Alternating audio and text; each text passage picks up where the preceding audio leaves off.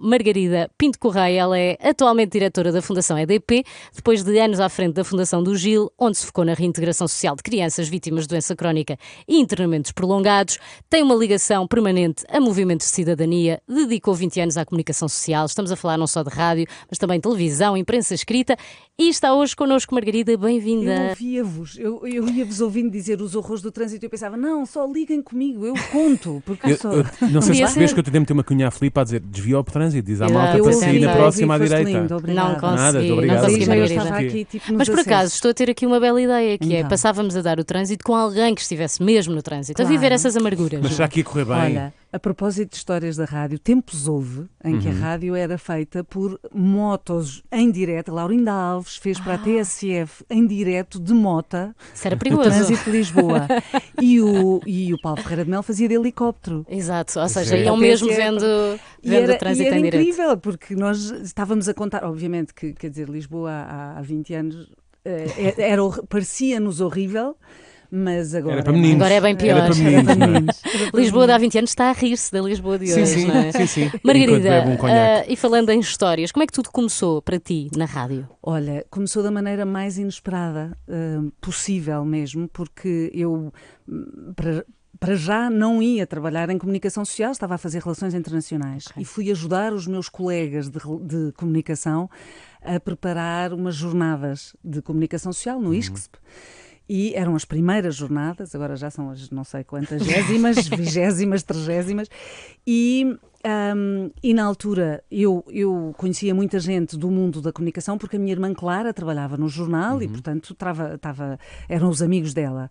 E eu ajudei-os porque tinha esses contactos. E durante essa organização, o Cáceres Monteiro desafiou-me para ir trabalhar para o SET porque precisava de malta nova. O SET era um jornal. Era um jornal, era um magazine extraordinário, semanário, desculpem, de espetáculos, de cultura, de acontecimentos. Era muito incrível e muito livre. E eu comecei assim, com um hobby de deixar aqui fazer. Era um suplemento chamado Lança-Perfume. Lança-Perfume? Lança-Perfume, como em Rita Lee. Mas não falavas de perfumes. Não, de todo. Não sei como é um lançamento.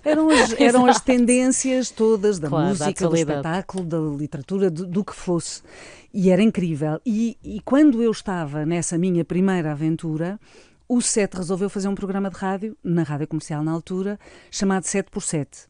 E era uma data de gente muito boa e crescida na rádio também, alguns eram quase a minha idade, e eu era a miúda, era completamente, e tive aquela epifania absoluta de, na primeira edição, no primeiro dia do 7x7, nós éramos 7 em estúdio, e era um estúdio grande, mas eu e a Cláudia Lobo, que na altura era também produtora de informação como eu, estávamos sentadas no chão, encostadas à parede. E eu tenho a noção física, lembro-me fisicamente deste momento, que foi o olhar para aquilo e pensar: eu quero fazer isto o resto da minha vida. Isto é incrível. Isto é incrível. Sentiste a magia a entrar dentro de ti. E não era o que eu queria ser quando fosse grande, não é? De todo.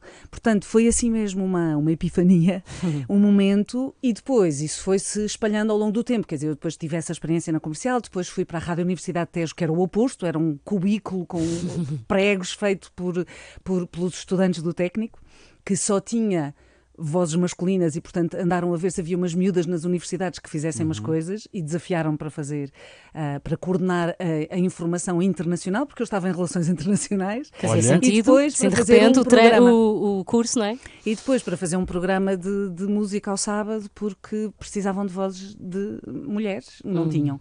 E lá fui eu fazer o meu primeiro programa de autor, com vozes femininas, uma coisa assim muito importante. Portanto, comecei em muito grande, depois fui para muito pequenino e depois Mas tu nunca sentiste essa mudança, nunca sentiste que fosse uma despromoção, não é? Naquilo que era a tua carreira ou o teu trabalho na rádio? Não, aliás, até achei que me fazia muito bem, porque, comecei comecei em Hollywood e agora tenho que ir aprender, não é? Pois. Pronto, portanto, agora vou fazer aquilo que devia ter feito desde o início. E continuava a trabalhar no set, portanto, estava muito ligada ao mundo da música e do espetáculo, e isso era muito fácil para mim.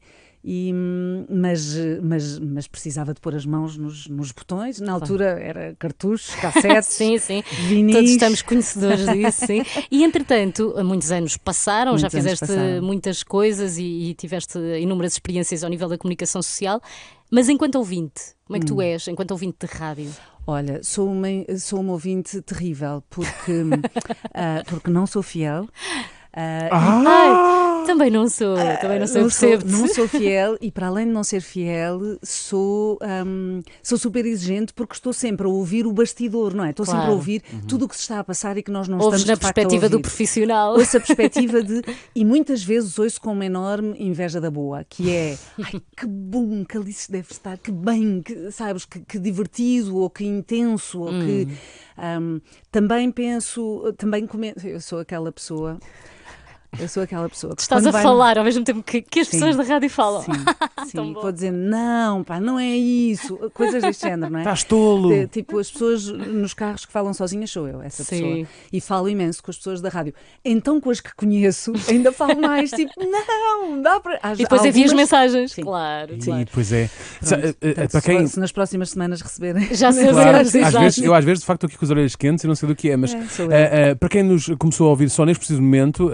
A Margarida disse que não era fiel, mas era ao nível da audição de rádio. Atenção, vamos lá repor. Pensava aqui... que ias recordar com quem estávamos. Estamos com Margarida Pinto Correia. É verdade. Pronto, e de facto só não é fiel ao nível da rádio. Mas continuas a fazer rádio ou é impressão minha? Sim, não, eu tive muito tempo sem fazer. E cheia de saudades sempre. A rádio é mesmo aquela coisa que eu sinto mais prolongamento de mim, sou eu. Se há uma coisa que eu possa dizer, tudo o que eu achei que ia ser quando fosse grande, quando era miúda e durante muito tempo era atriz, não era profissional de rádio, mas onde eu fui mais completa foi sempre na rádio, onde eu sinto que sou eu, pronto, não há mais nada, aqui não há nada a fazer. E acho que sei porquê, porque não tens o peso de ter uma imagem ou uma câmara a apontar para ti, que as pessoas não estão a ver. De onde é que vem essa? Porque, repara, eu comecei a fazer rádio e pouco depois comecei a fazer televisão, por causa da rádio, aliás, porque foi num debate no fecho das rádios piratas, porque passei por essa fase, não é? Eu estava no CMR na altura, mas a TSF, a Rádio Geste, o CMR, a Rádio Mais, a Rádio Marginal, todas já existiam, mas eram todas ilegais. Exato. E para além disso havia os cogumelos pelo país todo, tudo que era vão de escada tinha uma rádio. A Rádio Marginal também não enganava pelo nome, não é? Que era ilegal. Exato. E vocês há bocadinho estavam a falar com rádios locais, muitas delas também eram completamente anos 80, porque 50. Não havia distribuição dos emissores pelo país fora. E, portanto, quando foi o fecho das rádios, estas rádios tinham compromissos de publicidade, viviam disso, tinham contratos assinados com grandes marcas, com agências de publicidade. Tudo aquilo foi um rombo brutal. E então, no dia do fecho da rádio, no CMR, nós fizemos ali uma cerimónia super séria, éramos 17 naquela rádio e fomos todos para o topo da torre, nas Amoreiras, desligar juntos o emissor. Desligar o botão. E a seguir, eu fui desafiada para ir a um debate na televisão, na RTP2, sobre o fecho da rádio, entre a nova rádio, que era eu, e a rádio institucional, que era o Jorge Pego. E não era nada ao Jorge Pego, peço desculpa, era o João David Nunes. E então eu fui fazer um debate. Com o Rui. Eu fui fazer um debate com o João David Nunes em televisão e o Jorge Pego, que estava em casa a ver, telefonou ao irmão com quem eu trabalhava na rádio a dizer: quem é esta miúda, eu quero-a para a televisão. E foi assim que eu fui parar à televisão, foi por causa da rádio. E mudaste de meio. Mas isto para dizer que uma coisa e a outra não era a imagem, não é? Sim. Era mais... São meios de comunicação diferentes e tu experienciaste os dois, mas a rádio bateu mais forte. Vai a direto. Obrigada, Margarida, já não temos mais tempo, com muita pena nossa. Mas foi ótimo teres vindo celebrar o Dia Mundial da Rádio connosco. Parabéns. Obrigada. A sua música preferida, as histórias que contam, a informação que